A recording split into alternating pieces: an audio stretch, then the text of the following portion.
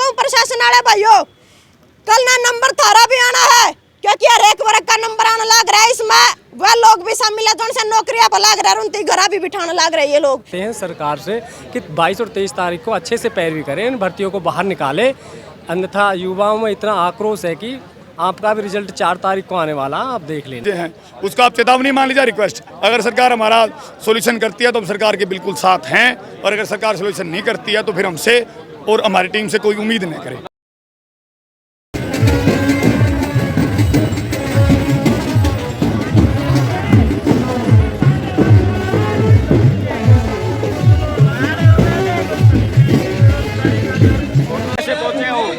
मैं पानीपत से आया हूँ, वही 56-57 ग्रुप का कैंडिडेट है।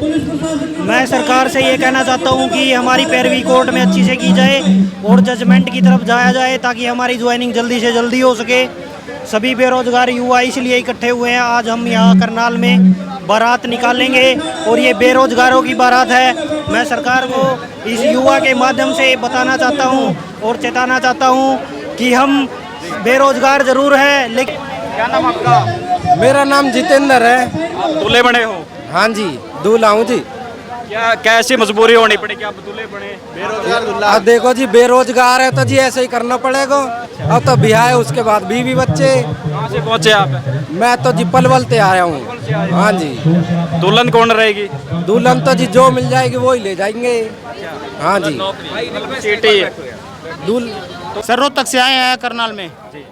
आप क्या कुछ मांग आपकी? सर हमारी मांग यहाँ पे सभी बच्चों की एक ही मांग है कि जो भर्ती ग्रुप 56 व 57 की पिछले 8 महीने से कोर्ट में सरकार ने फंसा के रखी है, उसकी अच्छे से पैरवी करे। जो आगामी 22 और 23 तारीख है और हमारी भर्ती कोर्ट से बाहर निकले, उसका रिजल्ट दिया जाए और जल्द से जल्द हमें ज्वाइनिंग दी जाए। विधानसभा तक हमारी भर्ती को ना खींचा जाए। हम पढ़े लिखे समझदार बच्चे हैं, सिर्फ भर्ती को विधानसभा तक ले जाकर वोट नहीं ले पाएगी सरकार। ये बात सरकार को समझनी चाहिए। हम बहुत ज़्यादा निराश हो चुके हैं और हताशा में शायद बीजेपी सरकार को हम वोट भी ना दे, तो जितनी जल्दी ज्वाइनिंग देगी सरकार, हम उनके फेवर में उतनी ज़्यादा वोट करेंगे। ये बात सरकार तक चली जानी चाहिए थी। चेतावनी है कि आप अगर नहीं दे तो सरकार बदल देंगे। चेतावनी बिल्कुल है सर जी। हम तो न केवल सरकार बदलने का काम करेंगे, जो सरकार हमें भर्ती नहीं दे सकती, जो हमारे को रोजगार नहीं दे सकती, जो हमारी मेहनत का फल हमें नहीं दे सकती, ऐसी सरकार का हम क्या करेंगे।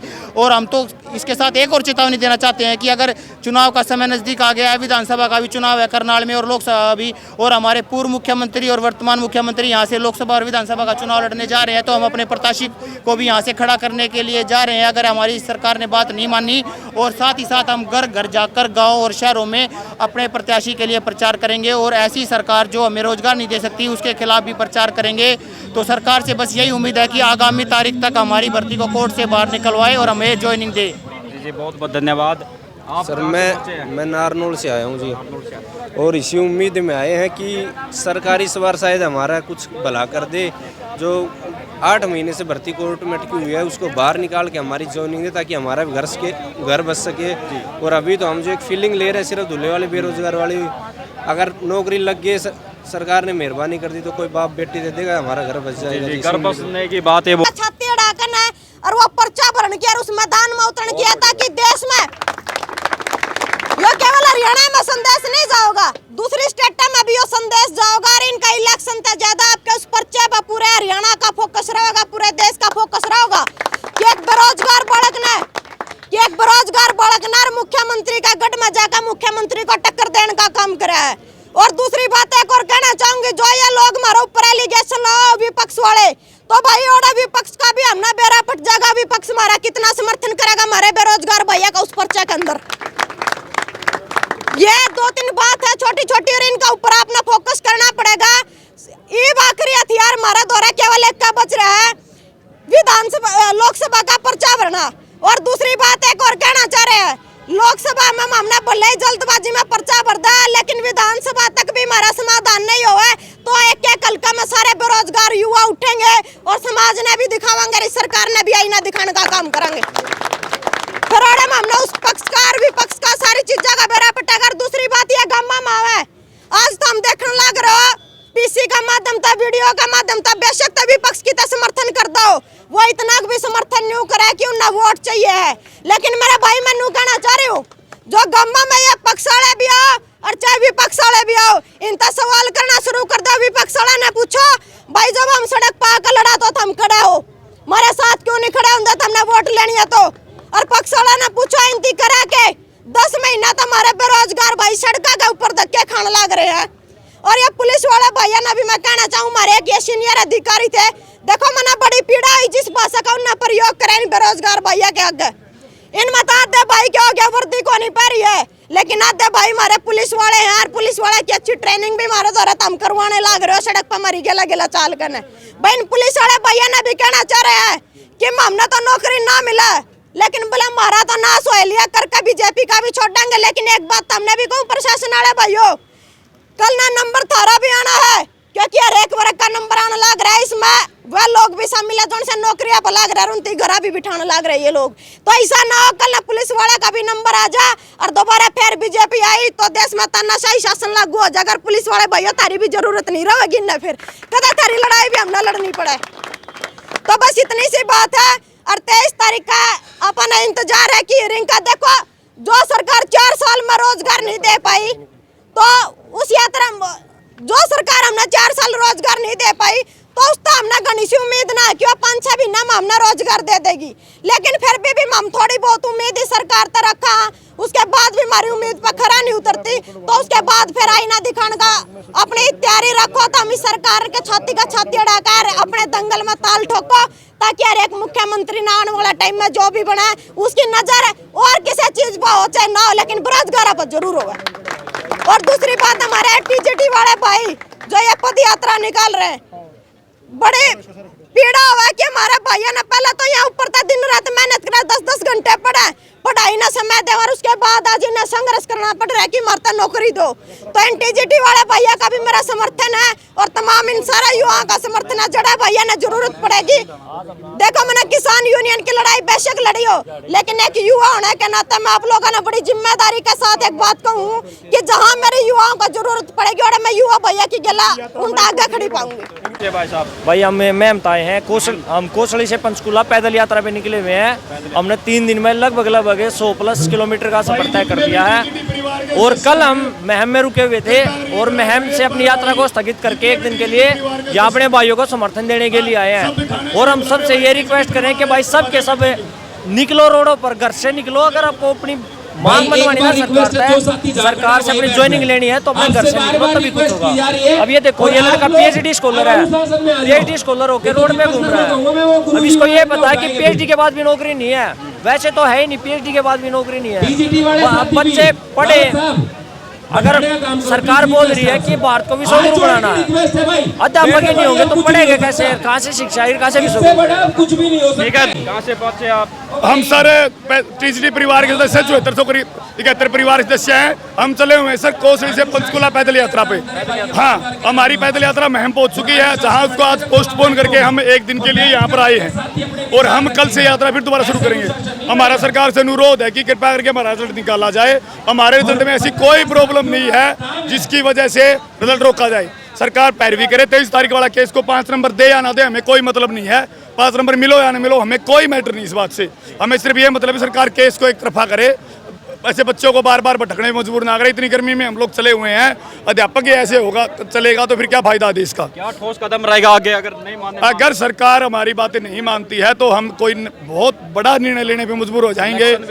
बिल्कुल सर, आज हम सरकार के अनुरोध कर रहे हैं और सरकार के अनुयायी भी हैं, पर अगर सरकार हमारे साथ यही बिहेवियर करती है तो हमें कोई ना कोई ठोस कदम उठाना पड़ेगा। चेतावनी दे रहे आप सरकार? बिल्कुल खुली चेतावनी है सरकार को, रिक्वेस्ट भी है, दोनों ही चीजें हैं। उसको आप चेतावनी मान लीजिए, रिक्वेस्ट। अगर सरकार हमारा सॉल्यूशन करती है तो हम सरकार के बिल्कुल साथ हैं, और अगर सरकार सॉल्यूशन नहीं करती है तो फिर हमसे और हमारी टीम से कोई उम्मीद नहीं करे। मतलब गड़बड़ कर रही है HSC और सरकार? देखो अब ये नहीं पता कौन गड़बड़ कर रहा है, पर हो रही है हमारे साथ गड़बड़।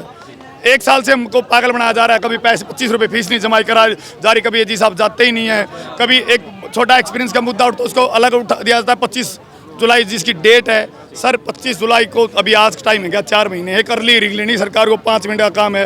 अंडरटेकिंग सरकार ने खुद दे रखी है रिजल्ट के लिए। HSSC तैयार है रिजल्ट निकालने के लिए, सरकार की तरफ से परमिशन नहीं मिल रही है। सरकार से अनुरोध है अगर युवाओं का साथ चाहिए तो प्लीज़ रिजल्ट निकालें। मैं एक एक्स सर्विसमैन हूँ और मैं 56 स्थानों का कैंडिडेट हूँ। मैं 15 साल अपने स्टेट से बाहर जॉब करके आया हूँ। फिर मैंने सोचा कि अब अपने स्टेट में जॉब करूँगा, और पिछले 2 साल से मैंने इसकी तैयारी कर रहा था। और मैंने 56-57 का एग्ज़ाम दिए, 9 महीने हो चुके हैं। 9 महीने हो चुके हैं और सरकार इसका रिजल्ट नहीं निकाल रहे हैं। हम काफ़ी परेशान हैं। हम सरकार से रिक्वेस्ट करते हैं कि हमारे 56-57 का जल्दी कोर्ट से बाहर निकल। में हमें एक पेपर जो सेम देखने को मिला था, तो क्या वो कैंसिल करेगा? कैसे क्या वो नहीं, हम चाहते सरकार उसकी अच्छे से पैरवी करके कोर्ट से बाहर निकाले, जैसा भी हो कोर्ट से उस केस को बाहर निकाले सरकार। मतलब रिजल्ट चाहते हैं आप? हाँ, रिजल्ट चाहते हैं हम। और जल्दी ज्वाइनिंग होनी जल्दी हमारी ज्वाइनिंग करवाए और उसका रिजल्ट ये निकाले। बोल रहे हैं और घर बस जाएगा। और ये देखिए बिल्कुल इन्होंने पहन रखा है, क्या पहन रखा है ये? जी सहरा है, पहन बेरोजगार रखा दूल्हों का, बेरोजगार। हम पलवल से पहुंचे हैं। हम चाहते हैं सरकार से कि 22 और 23 तारीख को अच्छे से पैरवी करें, इन भर्तियों को बाहर निकाले, अन्यथा युवाओं में इतना आक्रोश है कि आपका भी रिजल्ट 4 तारीख को आने वाला, आप देख लेना। हम सीधे स्पष्ट शब्दों में कह रहे हैं कि हर घर में 20 वोट हैं, रिश्तेदार भी हैं हमारे, हम भी हैं। आप अच्छे से समझ रहे हैं युवा शक्ति का, युवा ही आपको 2014 में लेकर आए थे, युवा ही आपको 2019 में लेकर आए थे। जी। हम चाहते हैं कि हमारा रिजल्ट जल्दी से जल्दी दो। 9 महीने हो गए पेपर को हुए, लेकिन आज तक आपने अच्छे से पैरवी नहीं की। मतलब हरियाणा इस मामले में पीछे है या कुछ गड़बड़ दिखाता है इस हरियाणा तो सबे पता सबसे पीछे है। 37% बेरोजगारी दर है हरियाणा में, देश जो कि देश में सर्वोत्तम है। इस चीज़ पे सरकार को ध्यान देना चाहिए। ये अपना भला चाह रहे हैं, बच्चों का भी तो भला करो। इनके पीछे भी तो बच्चे, माँ बाप हैं, किसी के बच्चे हैं, किसी के भाई बहन हैं, उनका भी तो अच्छा होना चाहिए जैसे अपना अच्छा करते हैं। अगर ये हमें रोजगार देंगे तो हम इनको वोट देंगे, अन्यथा vote no job no vote. बस भाई हम एक बात कहना चाहेंगे कि नो जॉब नो वोट। अगर सरकार हमें जॉब नहीं देती, हम सरकार को वोट भी नहीं देंगे। जो सरकार ने 4.5 साल हो गए बेरोजगार बैठा के रखे हैं, तो हम भी सरकार को बेरोजगार बैठा देंगे। ये नारा देते हैं देश में 400 पार, हरियाणा में 4 पार भी नहीं कर पाएंगे अगर ये ऐसा ही चलता रहा तो। इसलिए सरकार से सख्त गुजारिश है कि हमारे रिजल्ट कोर्ट से बाहर निकाले और हमें ज्वाइनिंग दे। ये बिल्कुल यहाँ पर बैठी हैं लड़कियाँ और लड़के, और जो ग्रुप डी कॉमन कैडर, इनकी भी कुछ मांगे हैं। कॉमन कैडर ग्रुप डी चयनित उम्मीदवारों की। जी यहाँ पर जो बेरोजगार हैं इनसे पूछेंगे। क्या नाम है अभी? मेरा नाम पवन है। कहाँ से पहुँचे? मैं फरीदाबाद से हूँ सर। और जहाँ तक भर्तियों की बात है, सरकार ने इन 5 सालों में कुछ भी भर्ती नहीं की। और जो हमारी भर्ती है, मैं 56-57 का कैंडिडेट हूँ और हमारी भर्तियों को 10 महीने हो गए एग्ज़ाम का। उसके बाद में सरकार ने कोर्ट से कोर्ट खेल लिया छात्रों के साथ और भर्ती नहीं करके दे रही। इस सरकारी एक तरह से चाल है कि इससे जो युवा वर्ग है, जो हरियाणा का युवा वर्ग है, इसमें बहुत रोष है सरकार के प्रति। अगर 25 मई जो लोकसभा का इलेक्शन है उससे पहले भर्ती हो जाती है तो युवा सरकार के साथ है, अगर नहीं होती तो युवा सरकार के एकदम विरोध में है। कहाँ से पहुँचे आप? और मैं फरीदाबाद से पहुँचे। हम सरकार से यही निवेदन करेंगे कि हमारी भर्ती जल्दी से जल्दी पूरी करें। कहाँ से पहुँचे आप? हम पानीपत से पहुँचे हैं। और देखिए ये लगातार देखिए ये भीड़ यहाँ पर एकजुट हो रही है, और जो दूल्हे हैं बिल्कुल सेहरा पहन रहे हैं, और इतनी ज़्यादा भीड़ यहाँ पर पहुँच रही है। लगातार हम लाइव आपको कवरेज दिखा रहे हैं। कहाँ से पहुँचे आप? जज्जर से। इधर से ही? जज्जर। बात करिए आप बिल्कुल। हम आपको वहाँ दिखाएंगे। क्या कुछ मांग है वो बता दें। जी, हमने 9 महीने पहले ग्रुप 56-57 का पेपर दिया था।